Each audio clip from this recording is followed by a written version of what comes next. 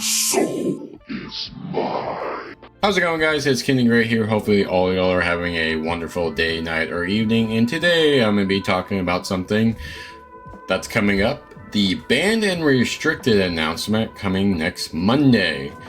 So I wanted to discuss the potential bannings or unbannings that might come suit.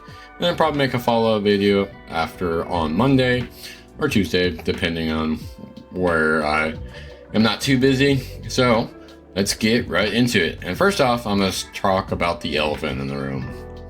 It's going to be the bird. The bird. Nadu, Winged Wisdom. Is a 1 green blue 3/4 flying bird wizard that says creatures you control have whenever this creature becomes the target of a spell or ability, reveal the top card of your library. If it's a land card, put it onto the battlefield.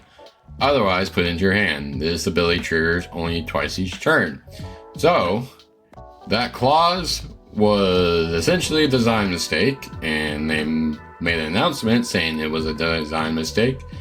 And so, yeah, unfortunately, I don't think Nadu will ever come off the list. That's why it has a little tier, because unfortunately, a lot of people think it is way too strong for Commander. He's already got banned out of a bunch of other formats, and unfortunately, because it was called a design mistake, I don't think it will come off the list. So, sorry Nadu. I think you're fine. I didn't really care, but that's just me. Anyways, on to the actual cards. So first off, we're going to talk about the Goblin.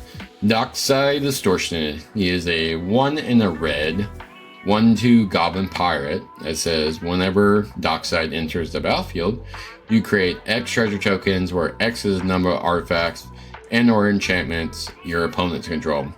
So during the Dockside meta, actually I feel like this card was inherently problematic. Like, it was weird because the players who played it, of course, they got an advantage, but also like the game felt stable enough. For example, like not everyone was just going to dump their artifacts and enchantments because Dockside was around. They were scared of this card. They didn't want to feed the Dockside player. And I think that kind of balanced out a lot. Like, I understand where the clones, we had the copying and stealing and like all of these effects, but like Dockside as a card didn't really feel like broken. And of course, what I'll say, these are all my personal opinions from my playstyle and from just checking it out. So I'm not saying I'm right, I'm not saying I'm wrong. This is just my opinion on what I feel could potentially come off the list and what could potentially be added to the list. So I just want to state that for the rest of these cards. But I think Dockside was fine. Like, I do think it hindered some decks. Like, one of my buddies played Sithis, and did he hate this card? Yes. But did it actually change a whole lot? Not really. Like, he did find ways to combat the card, and it did work. So, I think the Goblin was fine. I think it made the format interesting, and I kind of wish it would come back. I'm not gonna lie, but again, that's me. Anyways, on to the next card. Mana Crypt. It's a 0 mana artifact that says at the beginning of your upkeep, you flip a coin, or flip coin, roll a dice, whatever. If you lose the flip, this deals 3 damage to you, and it has the ability to tap, add to colorless. So, I fundamentally think this card should have never been banned. It is not that broken, it is not that strong, and this is not a casual card. Like, if you were playing this card in a casual deck, you were already getting outs by the rule 0 conversation. Like, this card didn't warrant a ban. Even Wizards, I know they're a financial company, they didn't want this card banned. Like, I don't think it's broken. Like, and there were a few people of the committee who were voting against it. Like Olivia, like, she said she didn't want this card banned. So I fundamentally wish it would come off the list, because I also felt like it did balance out a lot. Like, I know we're having troubles with people complaining about Rhystic Study or Smothering Tithe. Sure, this enables the best decks to get better, but it also gives the other decks a chance to kind of keep up too.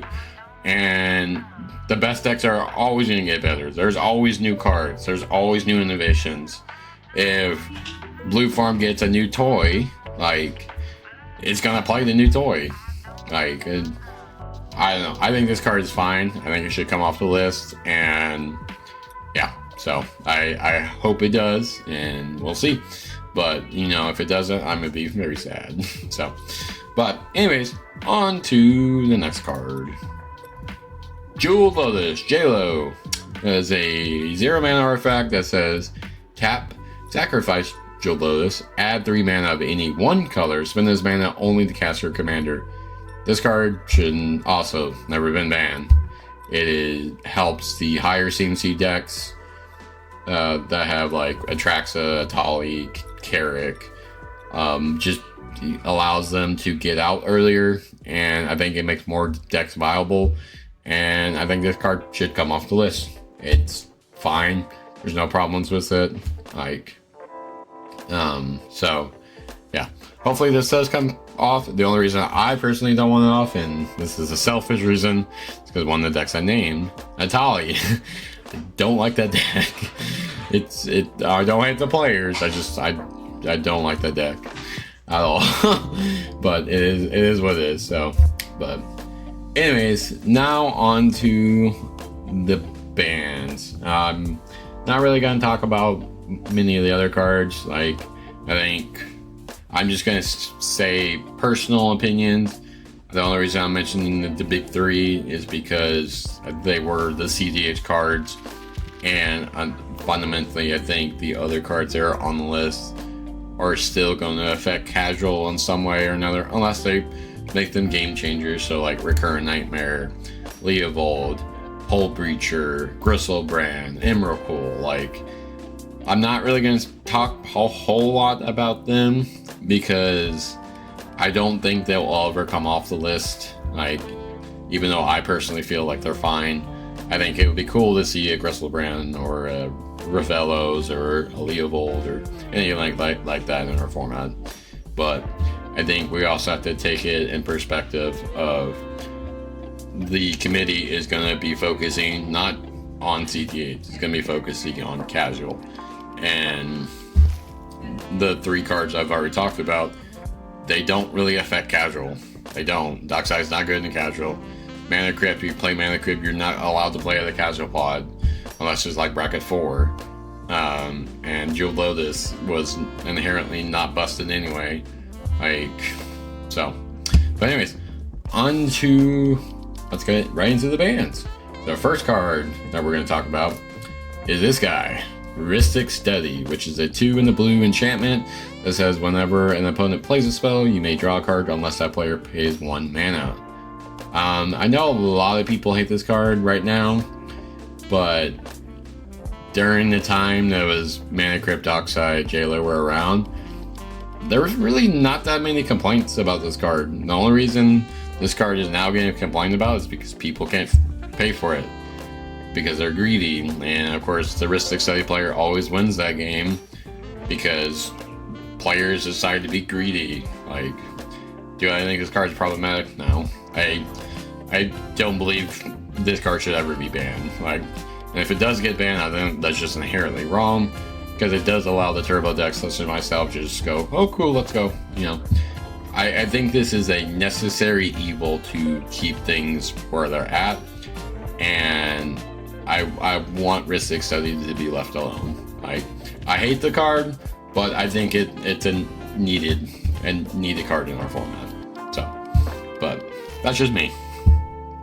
Anyways, on to the next card. Thassa's Oracle, Thoracle, a 2 blue 1/3 Merfolk Wizard. When Thassa's Oracle enters the battlefield, look at the top X card of your library, where X is your devotion to blue. Put the one of those on top of your library and the rest on the bottom of your library. If X is greater than or equal to the number of cards in your library, you win the game. I despise this card with a burning passion. When they printed this card and when people found out about the Thassa's Oracle combo, I want this gone. I hate this card. I want it out of format. But now, after playing as much CDH as I do, and talking with, the pro level players and just my friends and such like that, I think the card's fine. I also inherently think if this card goes away, Dimir just kind of loses its best win condition, which I don't think needs to be warranted. So, Oracle can stay, even though I hate it. If I see all the Oracles in the world and rip them up, I would, but that's just me. For the format, it's fine. I think there's way worse problems. And then the last card that more people hate than Rhystic Study, based on the TopDeck survey, Orcish Bowmasters, Bowman. Bowmasters is a 1 and a black, 1/1, flash, Orc Archer. When this creature enters the battlefield and whenever an opponent draws a card except their first one, Orcish Bowmaster deals 1 damage to any target, and then the mass Orc 1. So I know why people hate this, is because green players hate Bowman killing their mana dorks. And sometimes there have been times where Bowman just gets copied and then just the clone Bowman thing. I get it. I understand. But also, this is still one of the best punishers for card draw ever. And I think players who punished green instead of punishing the card draw is inherently wrong. Of course, depending on the situation. Like, if the Boral Breeze Caller Gaia's Cradle decks need to have at least one more mana and I go, cool, kill your one guy, then sure, I can argue that. But I'm always trying to punish the person who's drawing cards the most. And if I can swing a 2020 Orc army at them, I will. I don't think this card should be banned. And then going back to the green, if this card goes away, I understand mana dorks become heavily back into the meta. But also, green players, y'all have gotten a lot of support in the past few months. Look at Avatar. Y'all got Cabbage Merchant and Badger Mole. I don't want to hear it. I think though, and then you also got Nature's Rhythm. There's so many good green cards right now, and a lot of the top tier decks aren't even playing Bowman anymore. I don't think this card is that problematic. I know people hate it. I know I hate losing their mana dorks, but I think, like I said about Rhystic Study, I think this is a necessary evil that kind of balance out things. I'm also under the impression, and this is not me as a mono black player because I combo with this card. I just don't think it's that problematic. I think there's way worse things that could be happening against our game. Speaking of which, I think if the cards that I mentioned earlier that come off the list, I think Bowman starts to lose kind of a place too. For example, if Hull Breacher comes off, I think Bowman is just dead. No one's gonna play Bowman. I think if Mana Crypt comes back, you're gonna get stacks again, and I'm not playing a Bowman into a Trinisphere as much as possible, so. But yeah, that's pretty much it. And if I were to actually ban any cards, personally, it would probably be most of the flash enablers. I think the format kind of sitting back and not just winning. This is why I kind of like Hexing Squelcher coming into the format, but it's not broken. It makes people play the game, and I think flash enablers kind of don't do that.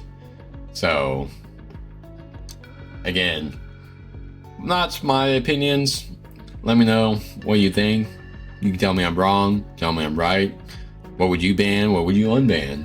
You know, leave a comment down below on that. And if you did enjoy this video, please give me a like.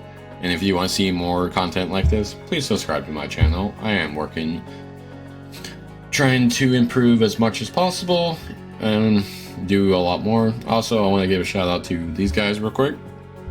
TopDeck.gg, really great guys. Love talking to Zane. He's been an avid supporter of myself and a few other of my friends, so shout out to him.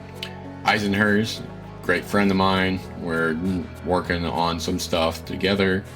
The Stack Never Lies guys, potentially gonna start working on big things with them here soon, including a podcast and events. And then we got the Critical EDH guys. I'm participating in their league. Definitely check them out. If you want to buy fancy foils like Japanese or Russian, definitely check out Doot Loot. Really great guy. Love talking to him. And of course, the Carrot Discord. Without them, I don't think I would be doing what I do for them and for my community. So definitely shout out to them. And then of course, we got Excalibur Events, Landgo, and CCS. For Landgo, I actually have a code you can use called KNG to get you a 10% off discount for all Landgo events. So definitely use that. It would support me and support them. That'd be awesome. So working with Excalibur as much as I can, trying to promote their events. And then of course CCS, also trying to help them out. They're doing a bunch of guaranteed 20Ks coming up. And then Excalibur, of course, always tries to give the best experience for tournaments. So definitely try to support them. I'll try to leave all the links to all their socials as much as possible. And then also we got Eldrazi.Dev. Definitely show support to them. PlayNice. And of course EDH Shop 16. Definitely check out those websites. Great tools. And yeah, so I'm curious to see what happens on Monday. And yeah, that's pretty much it. All right, bye.